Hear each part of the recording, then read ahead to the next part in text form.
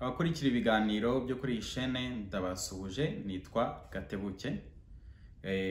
Hano ubundi ni shene tuganiraho ibitekerezo abanyarwanda batekereza ariko batinya kuvuga.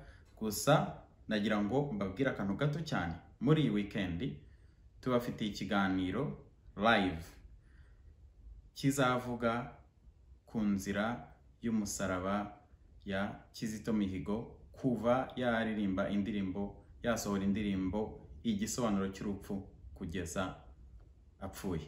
Agafilme kasohotse ni amashusho yasohotse n'amajwi yasohotse ya Kizito Mihigo, na shene murayibona hano hasi muri description, murabonamo icyo kiganiro cyaciyeho cyerekana ibyo Kizito Mihigo yivugiye, icyo yazize, icyo guverinoma y'u Rwanda yamuzizaga, kandi ari iriya ndirimbo nyine igisobanuro cy'urupfu, kugeza bamukoreye yicwa rubozo, baramufungura kugeza apfuye. Ikiganiro cyasohotse rero ni igice cya mbere cy'ibice 4, ariko iyi weekend turagira ngo abakurikiye icyo kiganiro muzaze tuganire, mubaze ibibazo, mutange komanteri ku bintu byerekeranye n'ibyo mwabonye muri kiriya kiganiro.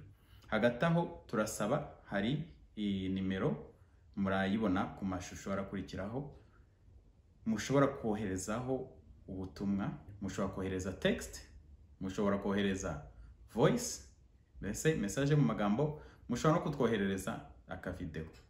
Ubwo rero nagira ngo mbe mbararikiye, bizaba ku cyumweru ku itariki ya 15 z'ukwa gatatu, amasaha y'i Kigali saa 10, amasaha yo mu Bubiligi ni saa 9, aho ngaho hombi ni mugoroba. Noneho muri Amerika, mu bice bya Amerika ni saa 4 mu gipande mu karere ka Eastern Time.